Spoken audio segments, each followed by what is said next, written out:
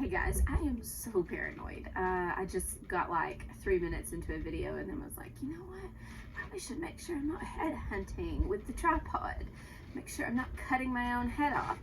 And I wasn't, but again, like I stopped the video because I didn't want to have me getting up and back and forth in one of the videos, but it is what it is.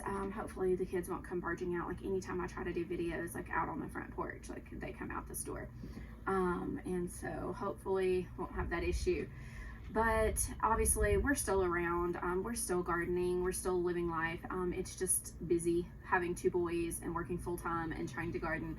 And I just don't always have my phone with me, or I don't have time to set up like this, you know, to show things, or, you know, it's just you're gardening in the 5 minutes between bedtime and dark. Or you're gardening in the 5 minutes between baseball practice and a birthday party. And so it's just been hectic. And so I just didn't video a whole lot last year because I didn't do a whole lot of social media. And I am trying to get back to a little bit of that just because I do still have friends that are out of state and family that watch the videos. And, you know, and I'd like to keep them up to date on like what we're doing and things that's worked and things that haven't. I really wish that I would have done a video towards the end of the season last summer because, or well, really going into fall, because we had such a good harvest.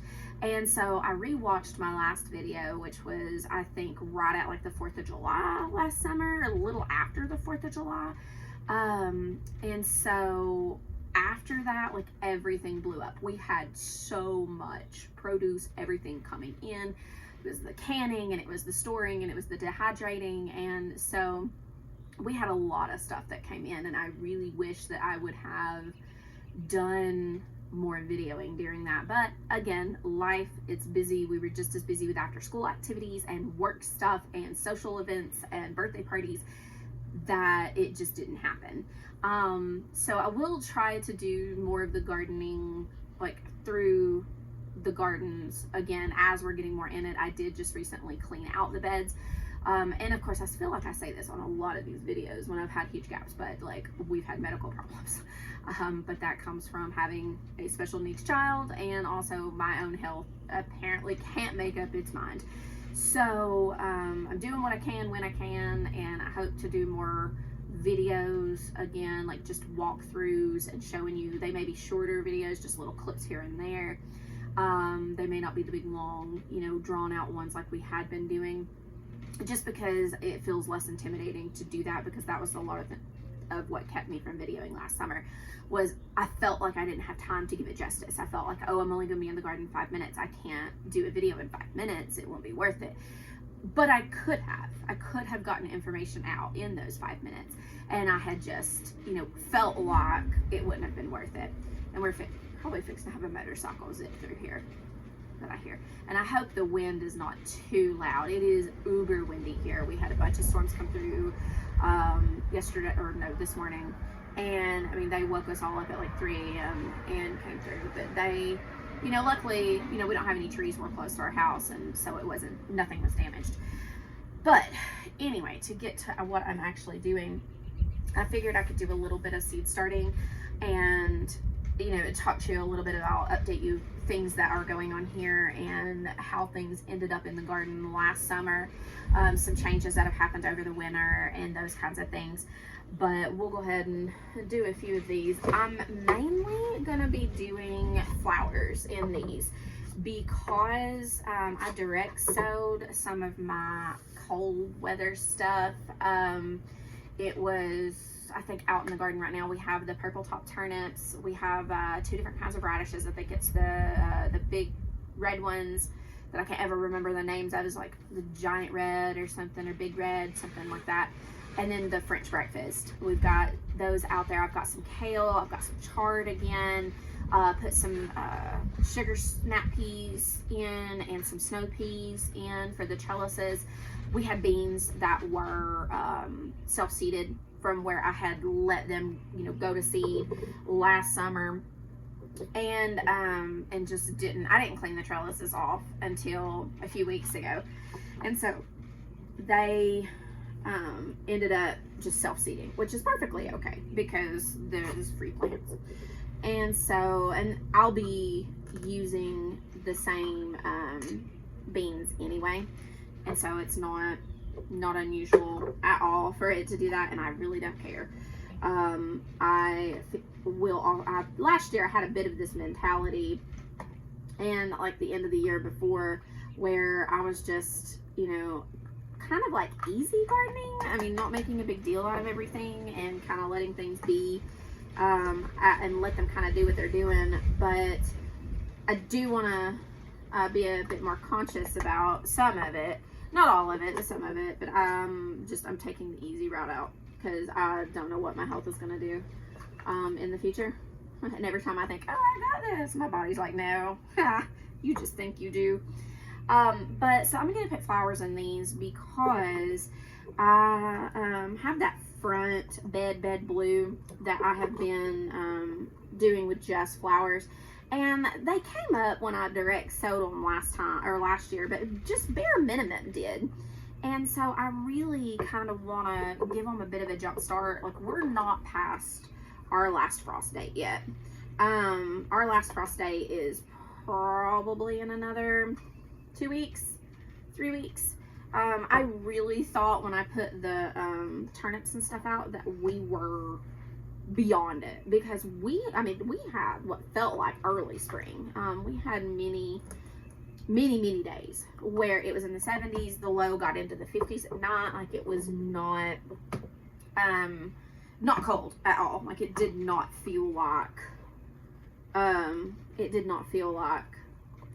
winter anymore. But then we had that false spring, and then we had the resurgence of winter, and we had a couple of days where it was below freezing. So I'm so glad that I didn't be like, oh, I'm just gonna put this out there. Don't do that. Learn from mistakes in past years. Like, you don't do that. Hold on, grab that green one.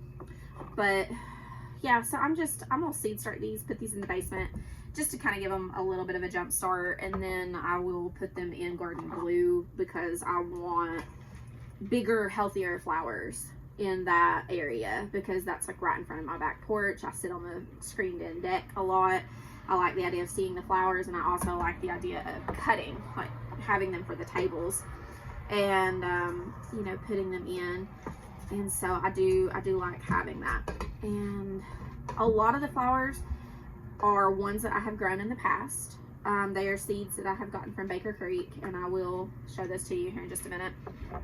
But I have actually, you'll be shocked at me. This should tell you like how away, like how distanced I have been from everything. I did not order a single packet of seeds this year. I did go through my seeds, and I have them organized in like a little container, finally. I don't just have them in a postal bag like I had. And I decided I need to use the seeds that I've got. Everything that I have in there are things that we grow regularly and that have done well here, the majority. There are a few things that did not do well, but that being said, I want to use the flower seeds and stuff that I've got. So this is one I tried to plant last year. It was a poppy, and it's just real ruffly and real pretty, and it did not take at all. Like, I didn't see a single one out of this, even though I put a lot of the seeds out. So I am gonna, plant some of these. I'm gonna put a few in each one of these and try to get these started, just because they're, oh goodness, these seeds are tiny. Oh my goodness, wind, don't blow down. Yeah, these are like ridiculously tiny. I don't even think I'm gonna have to bury these. Okay, so we're gonna put a pinch in each one, because these are like ridiculously tiny. These are grains of salt tiny. I don't remember these being this tiny. So we're just gonna put a pinch in each one. I'm not even gonna bury them, because a lot of times these that are like this, if you bury them, it's almost like they don't have enough energy to get above the soil. And so you don't want to bury them, because they need to be on the surface of the soil. So yeah, those are super tiny, but we'll see what they do. I will say this is the same seed starting kit that I got for Christmas in 2021. It's really sturdy. These are all ones I have used before. Like, you can tell some of them that have been left out in the sun, they will bleach, because it might as well just be like it's ADHD, because everyone else in my family has been diagnosed. Apparently I'm just really good at masking it. But I did leave some of these out on my workbench outside. And the other type that I have, like, I have this kit, and then my mom got me another kit for Christmas. Like, I had bought one and my mom had bought one, and the one that my mom bought had more with it, but they were thinner, and they dry rotted. Like, any of those that were left out dry rotted, and just there was no using them. But granted, I have a million of them in the basement to use again if I need them. But now I know, like, don't leave these out, like, they will dry rot. These, however, I just washed them, and they, I mean, you can see where they've been sun bleached, but they're still extremely sturdy, not having any, any problems with them. So hopefully, these will be ones that I can use year and year and year again. I do plan to not leave them outside this next time around. So this is a calendula mix, and this is another calendula mix. This one's Playtime, and this one's Flashback. Both of these I attempted to put in the flower bed, or in the garden blue last year, and I don't recall, I'm looking at the blooms, I don't recall seeing either one of these coming up. And so I'll have to research this, because I can't remember if, it's been a long time. And I think this one is one that requires, yeah, it says it right here. It requires like full sun. So this one doesn't need to go in that bed, because it's not going to get 100% full sun. So I will plant some of those later in a different spot. But the zinnias, I absolutely love zinnias. Remember the big red ones that I have posted in numerous videos, because they are so beautiful? That's these.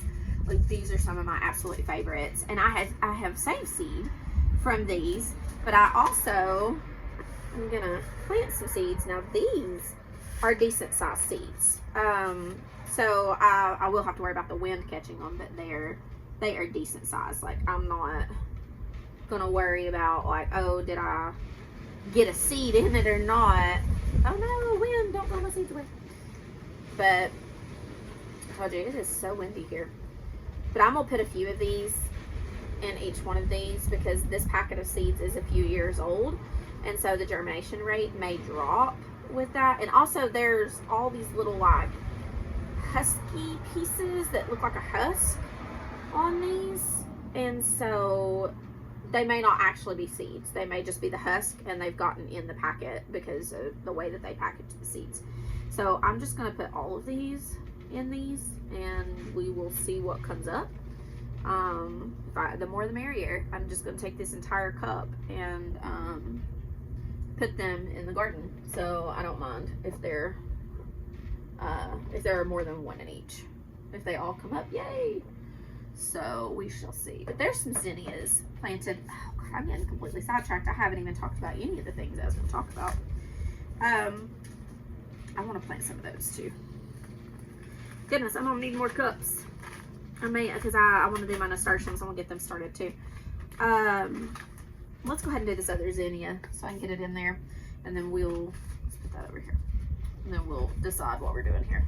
So, things to update on, and I'm sorry if this is scattered and all over the place. It's been a long time since I've done a video, and my brain is not consistent right now. So, to update on, I actually have a list, because I didn't feel like I would remember everything. The okra. So I did a bunch of the Alabama Red, like, all in one side of the garden, and then I did just a hodgepodge of whatever saved seed that I had. We ended up, like, when the plants started putting on, we ended up, I think, with like 1 or 2 pinks, and then the rest was like red okra and green okra, like just traditional okra, and then we had the Alabama Reds. And those were really good. We got tons of okra. We ended up pickling a lot, drying some for some soups. We ended up, I think I ate the last jar of the pickled okra last week. So we had enough to get us through the winter, because that is one thing that one of my sons likes and I really like is pickled okra. And so we will go through those. We'll go through that jar, and that's always something that we do a bunch of. That and dilly beans. We always do a bunch of dilly beans. And of course the beans did really good last year as well. We had noodle beans and rattlesnake beans. We really didn't do any others because those do so well in our area that that's what I used. And then I kept a few of them, and those are the ones that went to seed, and I just left them out there to go to seed because I knew that they would self-seed, and then we would have them for next year. And if I planted some, great. If I didn't, they would grow on their own. And we have had that. When we had that warm snap, they ended up. I had volunteer bean plants that were like this tall that had grown up and were starting to bind to go up the trellises. But then we had that random couple of days frost again where it got below 30. I mean, it got back in the 20s, and then they were just like, they're dead. I mean, they are like dead. That's one thing. Beans do not do well with frost at all. And my other nasturtium. There's my nasturtium. I had another pack of nasturtiums. I don't know what I did with them. But, so they did great. We got a lot of okra. The okra got pretty tall. Again, it was about as tall as 2021. I was able to like walk under it. I didn't get stung by any pack saddles this time. I kept my eyes open for those things. Did not get stung by any, thank goodness. But we did get a bunch. The tomatoes did really well. The new one that I did last year was Roma tomatoes for like making tomato paste and spaghetti sauce and pizza sauce and those kinds of things. And it did well. I still have tons of tomato sauce and spaghetti sauce and tomatoes in the pantry for spaghetti and for soups and pizzas and those kinds of things. Tons. They did really well. Now, I will say that I don't think it altered the consistency of them. Like, that was one of the reasons why I wanted to grow the Romas, was because I had heard that it makes your spaghetti sauce or your tomato sauce thicker. Like, because they have more flesh and less juice. And so I was thinking, oh, this will be perfect for canning. And they were great for canning, don't get me wrong. I canned a ton of them and froze a bunch of them. But they didn't seem to be much different than the way I had been doing it before. And so they also, if you were just eating them like to slice on a sandwich or something, they did not have the flavor that are normal like slicers that we do. The Solar Flare is still my absolute favorite as far as like the flavor of it and the colors of it. It's beautiful. And we always get a ton. I planted, I think, 2 plants, and we just got a bunch off of it. They did amazing. And we ended up freezing a bunch, and I turned a bunch into sauces and those kinds of things. Sorry, I'm trying to get the last of this seed starting soil because I'll have to make another batch. But we froze a bunch of the Tommytoes. We ended up getting tons and tons of those Sweetheart cherry sweet. I remember what order you say that in, but it's the Sweetheart cherry tomatoes from Baker Creek. We got a ton of those. They were very prolific. But it was good because we used them for many like Tommyto type dishes. Like, we put them in things. So we did a bunch of those. We froze a bunch. Oh, and that tomato plant that was in the middle of the aisle, that was a volunteer that was putting on, that was a Tommyto. That was a midnight snack from the year before. And it put on, we ended up getting tons of tomatoes off of it. The one that ended up being with the bean wall, like in where the banana boat squash was, that one was like a bright red cherry tomato. I did not plant that one. I have never planted just a plain cherry tomato tomato, like the little ones. All of mine have been either Daddy's ones or the Sunrise Bumblebee ones that are more yellow, or the Sweetheart Cherry ones, or those the Midnight Snacks. Like all varying colors. None of them were traditional like cherry tomatoes. And this one was a cherry tomato. I got tons off of it. It went all the way up the bean wall. Like it was above my head growing up the bean wall. And so I ended up getting so many tomatoes off of that alone that I froze like whole gallon size bags. And I'm sorry if it gets loud, my husband's mowing. But he was like deep down in the backyard, so I didn't think that he would come back this direction so soon. But anyway, like I froze gallon Ziploc bags of them, and they do wonderfully. Like getting them out frozen, putting them in for a meal. One of my sons absolutely loves that like TikTok one where you take and you put like a block of feta cheese or a block of cream cheese on top of just a pan full or casserole dish full of tomatoes. You put basil or whatever seasonings, Italian seasonings, garlic, whatever seasonings you would want in your pasta in it, and then you boil some pasta while it's in the oven and you roast it for like 30-45 minutes until the tomatoes look all kind of crinkly, and then you mix the cheese up with all of it, and then you mix the pasta in with it, and it is quick, it's easy, it's really good. And those tomatoes were great doing that. I'd pull them out of the freezer in the middle of the winter and be able to make that dish, and it tastes like summer. Another way that I preserved the tomatoes this year that I had never tried, because I had seen Elliott Homestead, she preserves them this way because she has like a cold storage room like in her basement, and of course they're in a much colder climate. They're out Oregon, Washington, out in that area is northwest, like out northwest where it snows a good part of the year. But she like roasts the tomatoes. She has a video on it. She roasts the tomatoes to get some of the juice out of them. You pack them in jars and you cover them in olive oil and you put them in like cold storage. You put them in the fridge. And so I only did 1 jar of it because I didn't want to take up a ton of fridge space for something that wasn't going to work for us. Worked perfectly. I've got about half that jar left because I've been using them sparingly, like only in special dishes, because it's like tasting a bit of summer.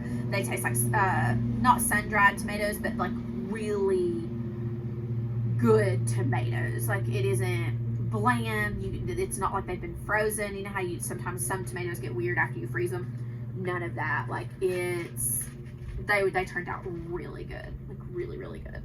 And so I've been using them in varying dishes, usually like spaghettis or pastas, or what did I put that with the last time? That way it was a little more accented.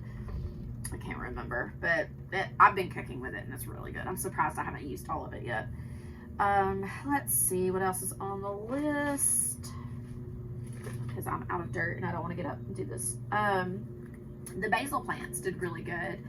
We had so much extra basil. I was constantly drying basil, and I had like a jar of dried basil that my intentions are to completely fill it up again this summer, because I filled it about 3/4 of the way and we have used almost all of it throughout the winter. And dried basil and just basil in general is like my favorite herb.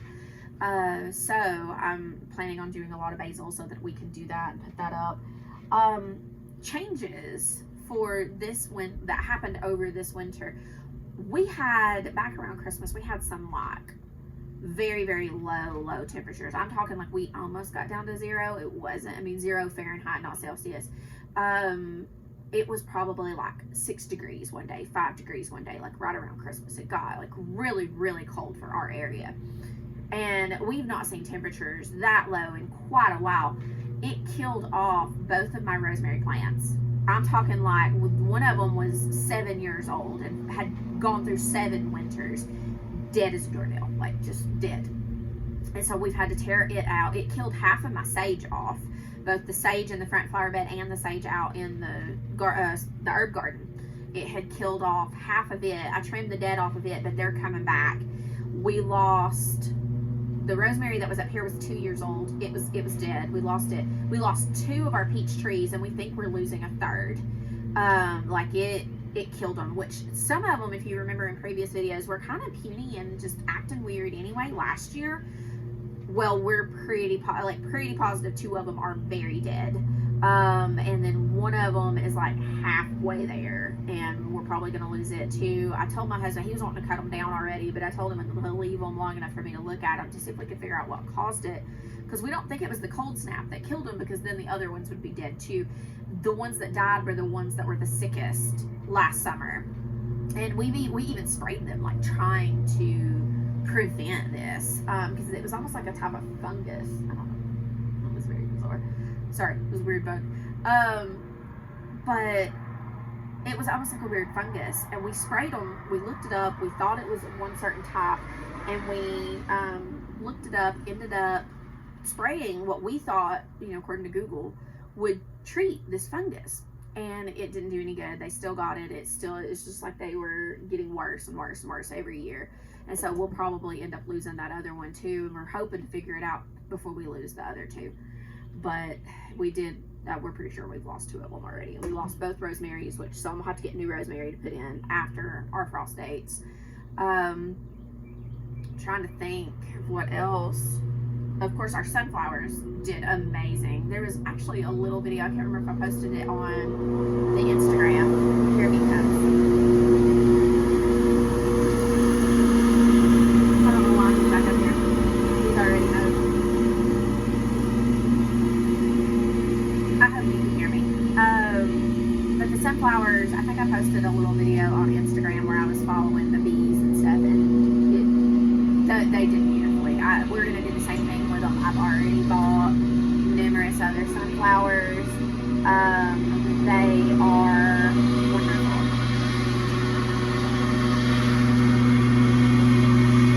He's blowing the driveway off with the lawnmower.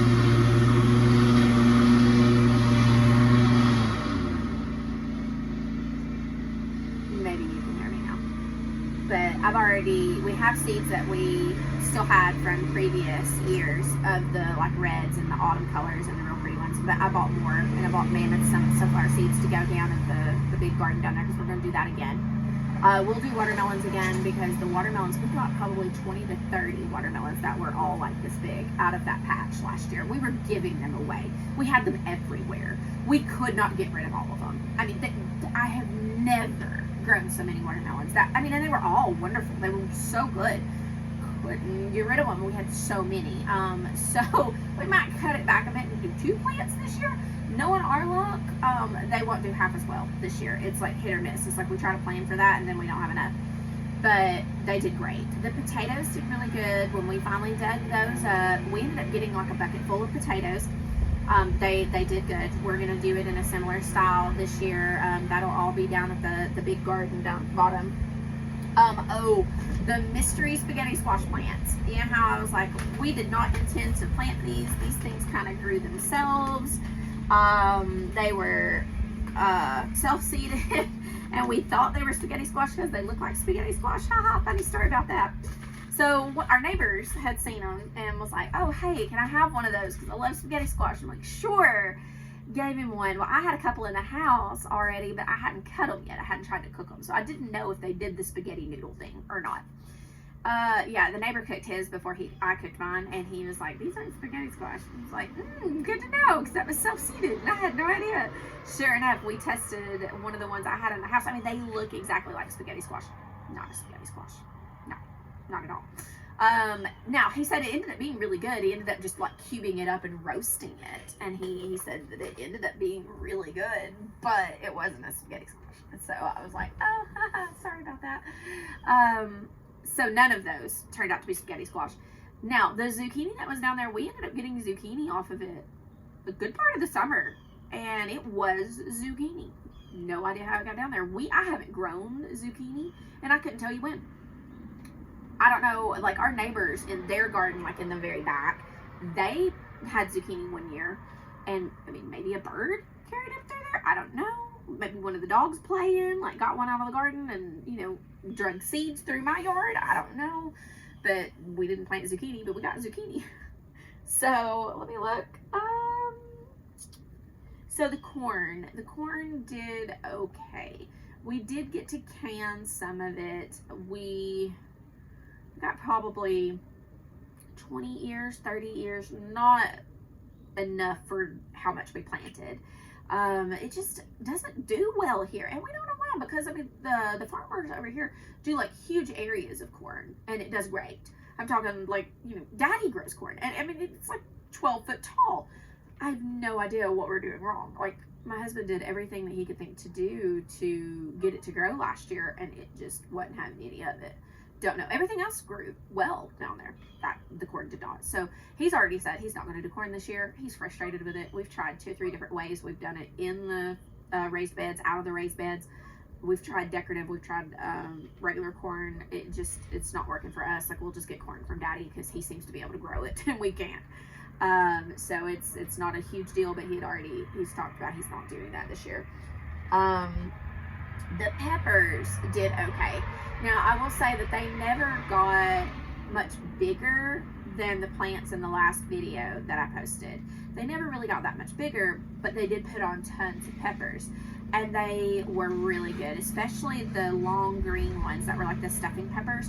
Those were my favorite, and I will probably get more of those this year, but I will get plants because I got that as a plant. I didn't start that from seed last year. I will probably get those again, and I will probably do more than one plant for those because those were really good. I ate those just raw. Like, I would go out to the garden, and if I was walking around the garden, I would break off one of those peppers and just eat it while I was walking around out there because they were very, very good. The other ones, I mean, they were okay. They weren't like, oh, they're amazing, I'm gonna grow them again. I think the one that outshined them all was that stuffing pepper that I couldn't pronounce it last year. Like Canberra or something pepper. I don't know, but it was good. And so I'm gonna go back and like screenshot in one of the videos the tag so that I can make sure I get that same one. Now, one of the last things, because I think I've covered everything. This will end up being a longer video, I think. And I hope he just got the leaf blower out to blow the drop well. So, but the bees, to update you on the bees. So, I think I said in the last video about how, like, in fall, we got the bees in 2021. And if you watched any of the previous videos, I was really struggling with my bees. My bees were almost like they were Africanized, like they were vicious. Whereas my neighbors could work their bees in shorts and just the top, and they were fine. My bees at one point got like in my suit, just stung me 10, 20 times, like inside my suit. And he's like walking up through here with that.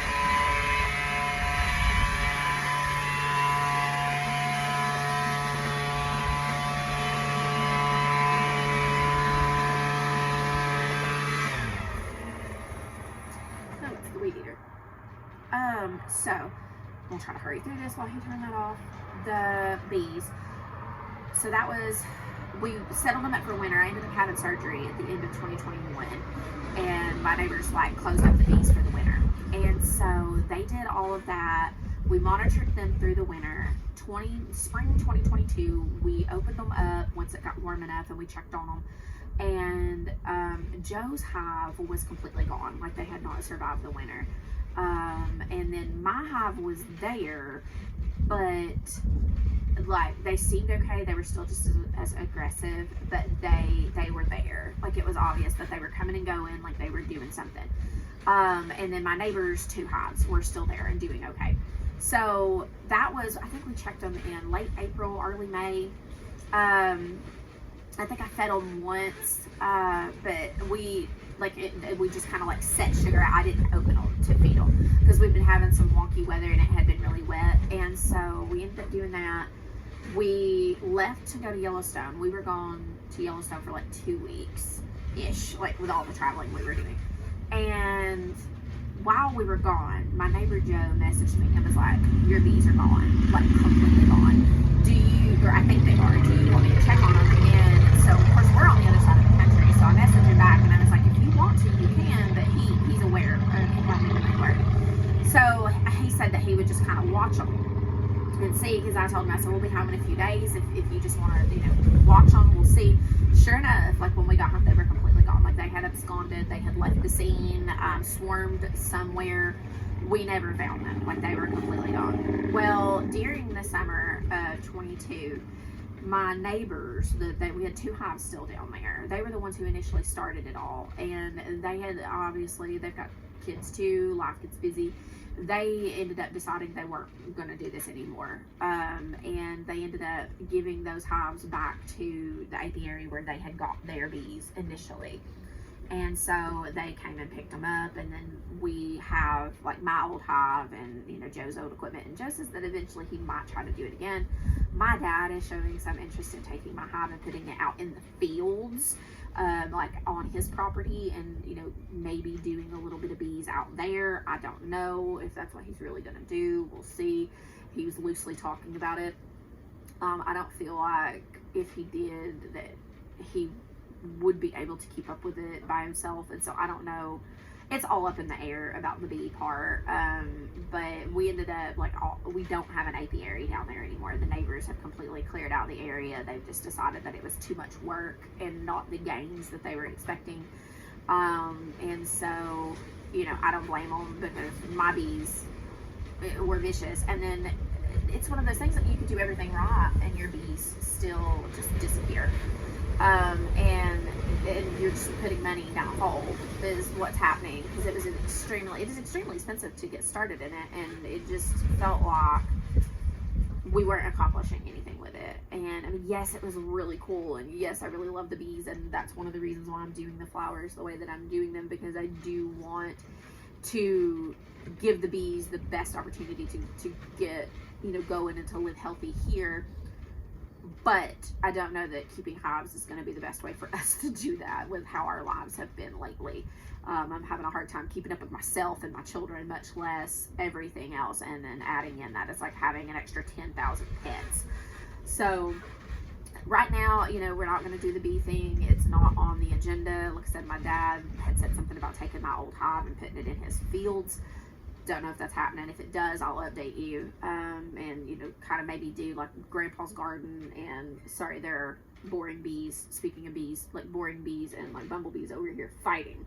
I don't know what they're doing, and I just hear them right here. So we'll see what happens. Obviously still want to keep the pollinators in mind. It's one of the reasons why I'm doing some of the flowers and stuff, and of course the big sunflowers. I was trying to remember if there's any other updates. I don't think that there is. I mean, there's not a whole lot to show you out in the garden right now. Everything's on like beep beep. We remulched the path, and we treated for ants, and we cleaned the trellises, and we cleaned the beds. I actually need to put some extra fertilizer and the stuff we put for blossom end rot for the tomatoes out in the gardens, you know, so it can be settling into the soil while, you know, we're waiting those last few weeks for the last frost date to pass. I have not started any seeds for tomatoes. I've not started any seeds for peppers or any of those other things. I'm going to direct sow my cucumbers. They did fine last year as far as like after they got started. I'm going to direct sow my squash and my okra and all that because it was fine. But I'm just not going to do the tomatoes because I have a hard time coordinating hardening them off, and about the time that it'll be time to be hardening those off and putting them out will be coming up on the end of school year activities for the kids, and we're gonna have a lot of those because we've got the, you know, one of my children will be going from elementary school to middle school, and there's going to be a lot going on between those two. We've got summer camps and vacation, and I'm taking the easy way out this time. I will definitely keep you guys posted on what I end up getting, and me and my dad were already talking because my dad's, you know, he didn't start seeds either this year. I think he's just tired, but he didn't, and so I think we're going to go down to one of our markets and pick some plants up at some point, you know, closer to the frost date. So whatever I get, I can put under the grow lights until it's time to put them out. But I don't like the iffy hardening them off process because I never seem to get my days right, and with my kids and me going to work, transitioning them back and forth in a timely manner becomes a problem. So I'm gonna cut this off. Thanks for catching up with me and listening to what's going on. I'm sorry it wasn't more like yay stuff, but I figured this will be a good way to get started. I'll, you know, update you on the flowers as we're going in. I'm going to try to do some of my little videos, and I'm going to try to not let it feel so overwhelming to do the longer videos. Some of the new videos may not be long at all. Like, they may be 3 minutes, 5 minutes, you know, whatever I have time to do with the kids. But I will try to post different things about, you know, the veggies and stuff we're growing, because we had a really good growing season last year, even though I did it the easy way, and, you know, got a lot accomplished. So I think that's a good thing to show in real life situations. Like, a lot of these people that you see on YouTube, like, that's all that they do. Like, they do growing, and they, you know, they do the garden, and that's their life. Like, that's how they're making their money. Because and kudos, I've learned tons from them. But at the same time, we need to understand that there are people out there that have lives, that have children, that have things that keep them from gardening the perfect way, and, you know, getting those things done in, you know, I don't know, like, I don't even know how I'm trying to explain it. It doesn't have to be perfect. It doesn't have to be perfect. Like, you can do it halfway. Halfway's better than not doing it at all. And just getting something in the ground, you never know what's going to turn up. There have been times that I just struggled bare minimum to get stuff in the ground, and what little I did get in the ground, I was happy for. And so that's kind of where I am right now, is let's do some of the easy stuff, because it's been hard enough over the last few years, and we'll see what we accomplish this year.